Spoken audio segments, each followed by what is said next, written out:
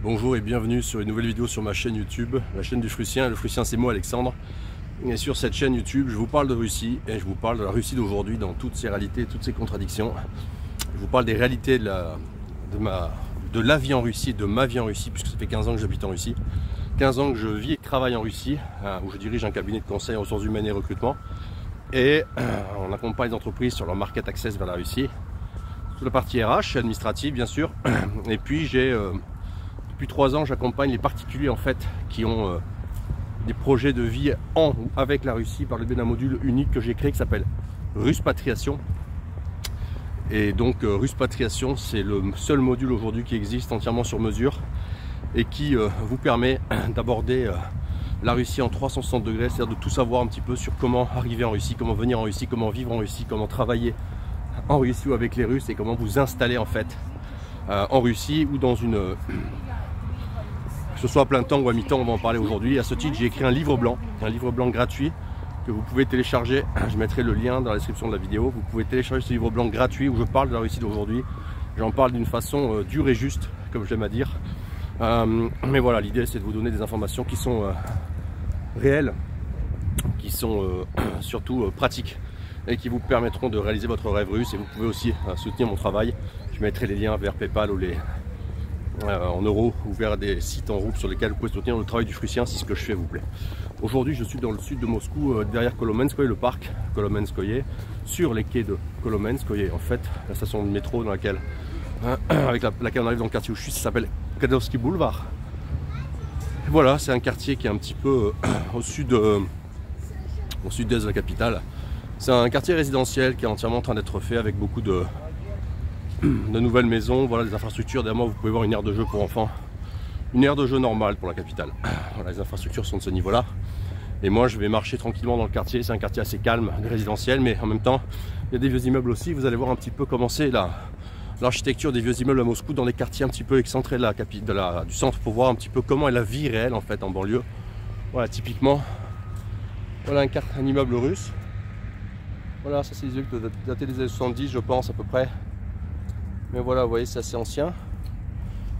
Voilà, c'est les quartiers un petit peu excentrés sur lesquels c'est résidentiel, ce qu'on appelle les quartiers dortoirs, le début des quartiers dortoirs de Moscou en fait. Donc voilà, plein de temps mi-temps aujourd'hui. Je voulais vous parler de ça en fait. Puisque moi j'accompagne beaucoup les gens qui viennent en Russie, vous le savez, et il y a de plus en plus de gens qui viennent, il y a de plus en plus de gens de gens qui s'intéressent à la Russie. Et je dois vous dire que sur l'année qui vient de passer, sur les 12 derniers mois, j'ai rencontré des gens absolument extraordinaires, incroyables, ahurissants, des gens d'un niveau intellectuel, mental, des gens qui ont des histoires incroyables. Ce mois-ci, ça fait 2 fois que je marche à Moscou, on m'arrête dans la rue, on me dit « Hey, le Frussien !» Ouais. Et il y a des gens qui viennent, des Français, des Suisses, pas plus tard que hier. Il y a un Suisse qui m'a croisé près de la place Rouge, il m'a dit « Hey, le Frussien comme sur internet !» Oui. Et je lui ai dit mais voilà, qu'est-ce qu'on fait, etc. Et il m'a dit ouais mais j'osais pas vous contacter, je vais pas vous déranger. Alors tous les gens qui viennent en Russie, n'hésitez pas. Je travaille beaucoup et j'ai peu de dispo malheureusement, mais vous devez me contacter, n'hésitez pas à me passer un mail. On peut se croiser, boire un café. Voilà, et on a des choses à se dire et c'est toujours intéressant. Donc je suis quelqu'un d'accessible, un être humain normal, et donc on peut me contacter. Voilà, alors sur le plein temps, le mi-temps et le fait de vivre en Russie. Ça c'est important. Ça c'est important parce que bon, il y a des gens qui ont des projets, des rêves en tout cas, ou des projets réels de venir définitivement ici. Typiquement, c'est des gens qui veulent rompre avec leur vie en Occident. Je vais traverser avant que... Voilà, et c'est des gens qui ont un projet qu'on est en train de bâtir, qui sont en train de bâtir, moi je les aide. Leur but c'est de partir de Russie. Ok. C'est-à-dire moi la piste cyclable et on va aller se balader dans l'air vert. Donc, voilà, c'est le début de l'automne. Donc en fait, les gens qui ont un projet Russie, il y en a, c'est je veux tout plaquer. Je veux m'installer en Russie, c'est une femme, c'est mes ancêtres, c'est un choix idéologique, j'ai une opportunité économique, je veux lancer du business. Il y a 1000 raisons. Ok. Puis il y a une autre façon de faire. Il y a des gens qui m'ont contacté, l'année dernière on a beaucoup parlé, on a discuté, on a commencé à bâtir l'architecture d'un projet de vie en Russie. Et puis, c'est des gens qui ont une activité professionnelle qui tourne en Europe. Et il serait peu prudent de tout lâcher en fait. Il n'y a pas de raison de tout lâcher maintenant. Parce que ça peut être... ce moment peut arriver, ce moment il faudra vendre, ce moment il faudra choisir d'eux, etc. Regardez la Moskva derrière moi. Voilà. C'est beau, hein? Paisible, hein? Donc il peut y avoir ce moment où il faudra peut-être tout arrêter. Mais ce moment, s'il survient dans un avenir proche, lointain, je ne sais pas, en amont de ça, ce qu'il faut, c'est avoir fait un plan B. C'est-à-dire qu'en fait, il faut vous être organisé pour avoir derrière, en amont de tout ça, avoir déjà votre pont vers la Russie, un pont. Et ça, vous pouvez le faire dès aujourd'hui. Vous pouvez le faire de différents moyens, je vais un petit peu en parler aujourd'hui pour vous aider. Vous pouvez le faire de la façon suivante. La première des choses, c'est que il faut... il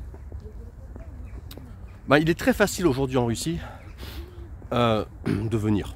Vous savez que j'accompagne par le biais de Ruspa Tourisme, et moi, j'accompagne des gens qui viennent en Russie, ils viennent se balader, ils viennent faire un voyage découverte. Pas touristique pur, hein. On fait de la découverte, du pratique. Je mettrai le lien de ma description de Ruspa Tourisme dans la description de cette vidéo, mais voilà, Ruspa Tourisme, c'est venir en profondeur, aller toucher le terrain réel, rencontrer des gens, rencontrer des acteurs économiques, rencontrer des entrepreneurs, rencontrer des gens. Aller toucher l'administration, aller voir comment c'est en fait le pays un peu plus dessous, dans la vie réelle en tout cas, pour ce qui concerne Moscou et sa banlieue. Et en fait, ça vous pouvez le faire. Ce que vous pouvez faire, et c'est sur quoi nous on accompagne aussi, c'est l'immobilier. C'est-à-dire de louer, simplement, d'avoir un appartement, acheter aussi, hein, bien sûr. Mais acheter, c'est une autre complexité, puisque aujourd'hui, en fonction du cadre légal en vigueur, de par les sanctions, eh bien, si vous arrivez à transférer de l'argent en Russie, et c'est faisable, hein, par des pays tiers, c'est légal, ça marche,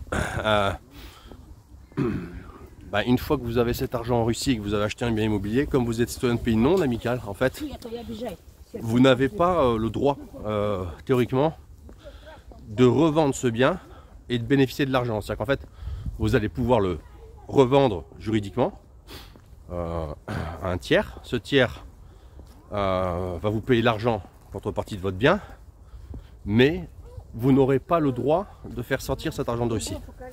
Donc ça peut être un choix stratégique de faire ça en disant bon, de toute façon je ne veux pas vendre, et de toute façon si j'ai un problème je le loue, mais après quand vous louez, l'argent il est en Russie. Alors, vous pouvez le sortir en cash, etc. Mais voilà, c'est des complexités autres.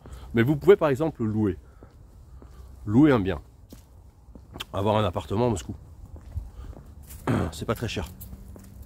Les loyers sont pas délirants en fonction de ce que vous cherchez. Si vous voulez pas habiter dans un 300 mètres carrés sur la place rouge, aujourd'hui pour 1000 euros, 1500 euros, on peut se louer un appartement de 90 mètres carrés dans le péricentre. Donc c'est pas cher. Les charges, tout compris par mois, c'est 100-150 euros.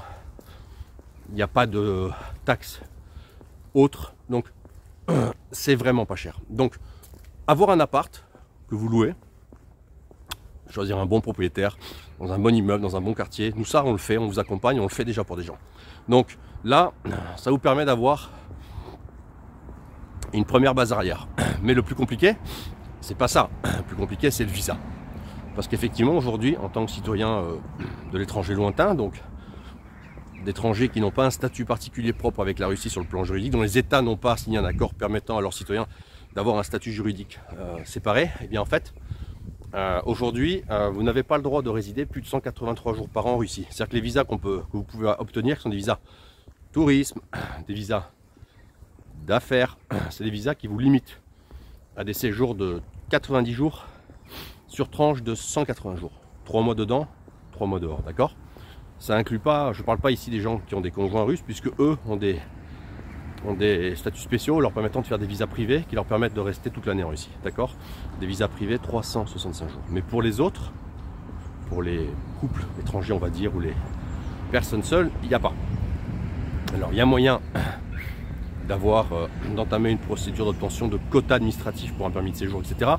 Mais après ça vous impose de rester plus de 183 jours en Russie par an. Donc aller sur un permis de séjour ou un permis de résidence, c'est bien si uniquement vous êtes sûr de vouloir rester en Russie au moins 6 mois par an. Si vous voulez avoir l'opportunité de pouvoir aller en Russie quand vous voulez, il y a une autre façon de faire. La façon de faire, c'est de vous créer une entreprise, d'ouvrir l'équivalent d'une CRL en France, en Russie, ça s'appelle une triple O. C'est très simple à ouvrir. Ça coûte moins de 2000 € l'ouverture à Moscou. Le capital social à mettre, c'est 100 €, c'est 10 000 roubles. Une fois que vous avez créé cette OOO, vous vous auto-embauchez comme directeur, comme actionnaire principal fondateur et comme directeur général. Et vous n'avez qu'une contrainte, c'est de vous payer un salaire. Donc le salaire, aujourd'hui, c'est un salaire de 2 millions de roubles par an. Donc ça fait à peu près 166 000 roubles par mois. De cette somme, il faut extraire les 13% d'impôt sur le revenu, d'accord, qui sont à payer tous les mois à l'État, la flat tax, l'impôt sur le revenu, 13%. Et du reste,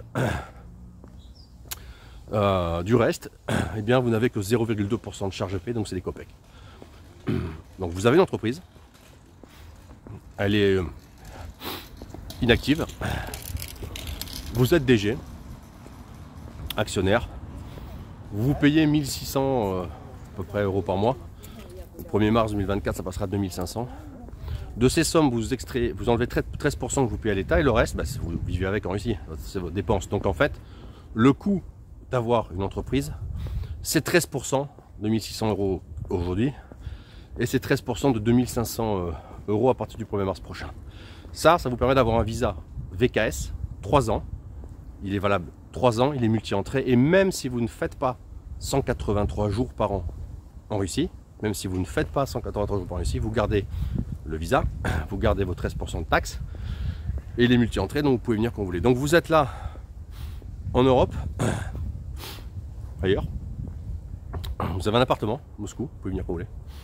Vous en avez marre, vous avez votre visa de travail de votre entreprise, vous en avez marre, vous voulez faire un mois ici, vous voulez vous casser, vous voulez pas attendre, vous voulez faire 3 mois d'un coup. Et puis vous dites que vous savez que dans les 3 mois prochains, il faudra venir 3 semaines. Et bien vous faites un VKS. C'est un peu de dépenses, mais c'est quand même pas beaucoup de dépenses pour être libre de circuler. Alors évidemment, dans le cadre d'une entreprise, ce qu'il faut aussi, c'est une comptable. Il faut faire attention avec la comptabilité russe, il faut avoir une bonne gestion comptable et il faut aussi avoir une représentation administrative juste, c'est-à-dire il faut avoir une vraie adresse juridique pour l'entreprise, ce qu'on appelle une adresse juridique qui est généralement dans des bureaux, dans des business centres, etc. Mais ça coûte pas cher. La comptabilité, ça, pour une entreprise qui se paye avec un seul employé qui est le DG actionnaire, ça va vous coûter 150 € par mois.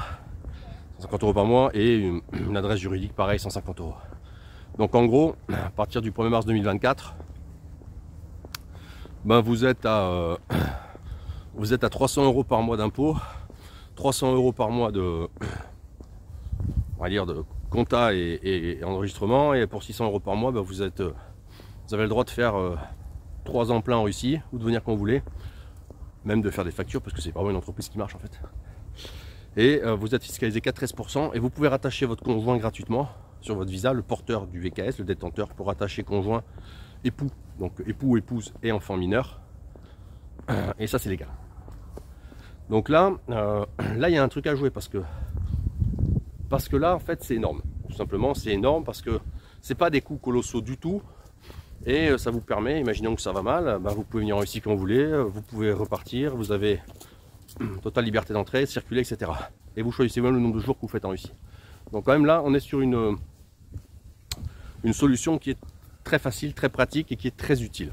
Le VKS, créer sa boîte, s'auto-embaucher en VKS et tout simplement, je vais monter là-haut, et tout simplement pouvoir être libre de vos mouvements ici sans être sans la contrainte en fait des 90 jours par tranche de 180 qui est assez pénible. Voilà, ça c'est une vraie solution. Et puis une autre solution pour les gens qui ont des velléités de continuer, d'aller plus loin. Alors c'est assez joli, il y a une, je sais pas ce que c'est, une écluse derrière moi, regardez. Voilà. Et moi je vais continuer à marcher le long. Couleur d'automne. Donc là vous avez moyen de faire comme ça. Une autre façon de faire, c'est que quand vous avez ce visa VKS, en fait, vous pouvez le transformer en permis de résidence. D'accord?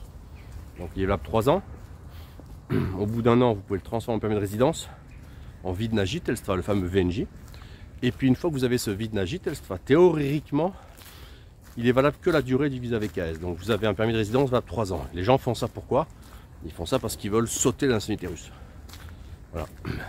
Donc ça c'est vraiment pour les gens qui après veulent le passeport russe accéléré. Mais une autre façon de faire, c'est la suivante. Vous ouvrez une entreprise, comme je vous ai expliqué précédemment, si vous faites une OOO, et vous embauchez en tant que DG VKS, vous ne payez pas 13, mais 30% de taxes. Et pendant 2 ans, vous faites ça. Donc ça c'est au bout de créer la boîte. Vous payez vos 30% et non 13% de taxes pendant 2 ans. Donc c'est 2500, 30% de taxes, ça fait dire à peu près 750 € par mois. Ok, et 750 € pendant 2 ans. D'accord. Au bout de ces 2 ans, vous avez le droit d'obtenir un permis de résidence, un Vidnaji Telstra, illimité, comme les Vidnaji Telstra classiques, illimité. En fait, ça veut dire que vous faites ce permis de résidence, vous avez payé pendant 2 ans 30 et non 13 d'impôts, vous avez cotisé socialement, l'État vous autorise donc à faire obtenir ce permis de résidence et vous avez le droit de fermer votre entreprise, et de continuer à bénéficier du permis de résidence. En fait, ça c'est vraiment quelque chose à considérer parce que une fois que vous avez fait ces 2 ans, vous êtes en permis de résidence illimité en Russie. Alors vous avez la contrainte des 183 jours, mais vous êtes en permis de résidence. Voilà. Mais la première variante, pour les gens qui continuent à avoir une activité en Europe, mais qui peuvent se payer 2500 € de salaire par mois et en gros dépenser 600 € par mois pour avoir un visa permanent pour la Russie, 500-600 €, mais c'est pas déconnant. C'est pas déconnant et c'est une sécurité énorme parce que dès que vous en avez marre, vous arrivez, voilà, vous bénéficiez de la vie à Moscou, vous venez faire 1 mois, venez faire 2 mois, venez faire 3 mois, venez faire 4 mois, faites 6 mois par an, faites 7 mois, faites ce que vous voulez. Totalement libre. Totalement libre. Vous venez bénéficier de la vie en Russie, de la vie à Moscou. Vous venez bénéficier de la qualité. Vous venez faire un suivi médical ultra complet en Russie en double check. Ça coûte très peu cher. C'est de bonne qualité maintenant à Moscou. Vous attendez rien, vous faites tout en 1 semaine. Tout est organisé. Ça, on fera une vidéo là-dessus sur le parcours médical parce que ça marche et c'est pas cher.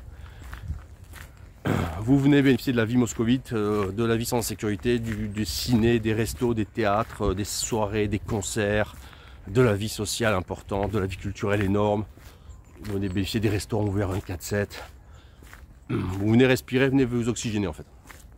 Sortez de chez Dingo, puis vous venez dans le monde normal où on vit normalement. Voilà, donc ça, il faut garder ça en tête parce qu'aujourd'hui c'est ce que font de plus en plus de gens. Les gens viennent mettre un pied en Russie en fait. Des gens qui ont de l'activité économique assez importante encore en Europe, ils viennent mettre un pied en Russie, ils commencent, ils ont une jambe, ils ont encore un pied en France ou en Suisse, encore en Belgique et ils ont un pied en Russie, et ils commencent à avoir en fait 2 bases, une base où ils vivent et travaillent et une base arrière, un plan B, la base arrière en Russie. Et encore une fois, c'est faisable à des coûts tout à fait raisonnables.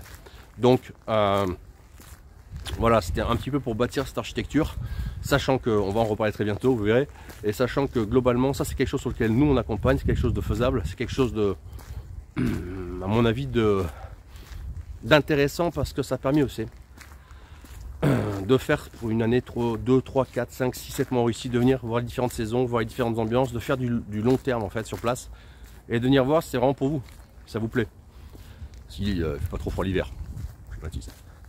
Donc globalement, ça c'est vraiment quelque chose qu'il faut que vous ayez en tête, en sachant que nous on peut vous accompagner là-dessus. Moi je vous accompagne là-dessus, toute la partie administrative, etc. On sait tout faire, c'est facile. Et par conséquent, ça vous permet d'être légalement ici. Voilà, alors effectivement, il vaut mieux que l'activité sur 3 ans ait un peu d'activité, l'entreprise pardon, ait un peu d'activité parce que ces temps-ci on contrôle plus qu'avant et que globalement, les autorités font plus attention. Mais bon, générer un peu d'activité, c'est pas compliqué. Quelques mouvements comptables, c'est pas compliqué, etc. Donc tant que vous payez votre salaire, vous êtes en règle au niveau fiscal et migratoire surtout, c'est très important. Tout tournera et tout fonctionnera. Voilà. Donc ça, c'était un petit peu l'idée aujourd'hui.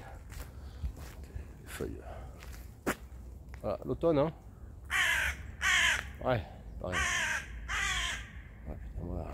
Petit canal de la Moskva. Vous avez vu le calme qui règne ici? C'est incroyable, hein, pas de bruit. On est vraiment pas loin du centre, hein. 3 stations. 4 stations du centre. Bon, il y a le corbeau. Voilà, donc votre plan B en Russie, ça marche comme ça. C'est quelque chose de faisable, c'est quelque chose d'envisageable, et c'est quelque chose, à mon avis, qui a de l'avenir, parce que ça permet de pré-transformer l'essai en fait.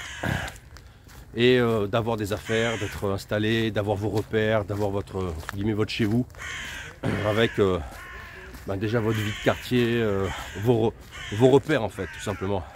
Être pas arrivé toujours comme un touriste en mode j'ai pas de chez moi, et puis voilà, donc c'est commencer à bâtir votre chez vous moscovite. Bâtir votre chez vous moscovite. Voilà, donc ça c'est la première chose. Voilà. C'est un peu tout pour aujourd'hui. L'automne à Moscou a commencé, il va commencer à neiger cette fin de semaine beaucoup, il a un peu neigé, mais là il va plus neiger. À partir du mois de novembre, on est dans l'hiver, il fait froid, plus froid. Décembre, c'est un mois de fête, mais c'est un mois de neige, c'est un mois blanc. Et après on a la zone froide, janvier-février, qui sont des mois très difficiles. En Russie, les Russes qui peuvent sortent d'hiver, généralement ils sortent de Russie quand ils peuvent, parce que ça fait beaucoup. Voilà. Ça fait 5 mois entre novembre et mars. Sur avril, des fois ça déborde, souvent ça déborde. Et l'hiver est long. Donc avoir votre base arrière en Russie en pouvant vivre en France ou en Suisse, y travailler, venir quand vous voulez, c'est bien. C'est bien parce que c'est sécurisant, vous pouvez emmener vos enfants l'été, commencer à leur faire du russe, leur faire découvrir la vie géniale de la Russie l'été, vous balader en Russie, à Moscou. Commencez à russifier votre vie en fait. Commencez à ruspatrier en fait votre cellule familiale et bénéficier de ce que une des meilleures villes du monde peut vous offrir en qualité de service, de sécurité, de plaisir, de richesse de vie culturelle, gastronomique et autres. C'est-à-dire tout ce qu'on peut faire à Moscou. Moscou est une ville incroyable, une ville géniale, une ville super. C'est une ville qui boom, qui se développe, qui est moderne. On a Internet sur l'architecture stalinienne, c'est grandiose. Donc ça vaut le coup de venir découvrir la Russie, et ça vaut le coup de venir réfléchir à bâtir votre plan B, votre chez vous russe. Voilà, et on vous accompagne là-dessus, c'est quelque chose qui est dans la ruspatriation. Voilà, c'est tout, je vous laisse sur ça. Téléchargez mon livre blanc pour apprendre un peu de la Russie d'aujourd'hui, de la Russie réelle. Téléchargez mon livre blanc. Venez visiter Moscou, venez visiter la Russie, venez voir ce que c'est la Russie sous 13 500 sanctions. Venez voir comment c'est la vie en dictature. C'est dur. Et venez voir à quel point on vous ment surtout. On vous ment, tout simplement. On vous ment. Et le mensonge, c'est pas bien. Venez découvrir la vie russe et la vie en Russie grâce à la ruspatriation et à ruspatourisme. Et vous allez voir, vous allez tout repenser différemment après votre séjour en Russie. Et je vous laisse, à très bientôt pour une nouvelle vidéo sur la chaîne du Frussien.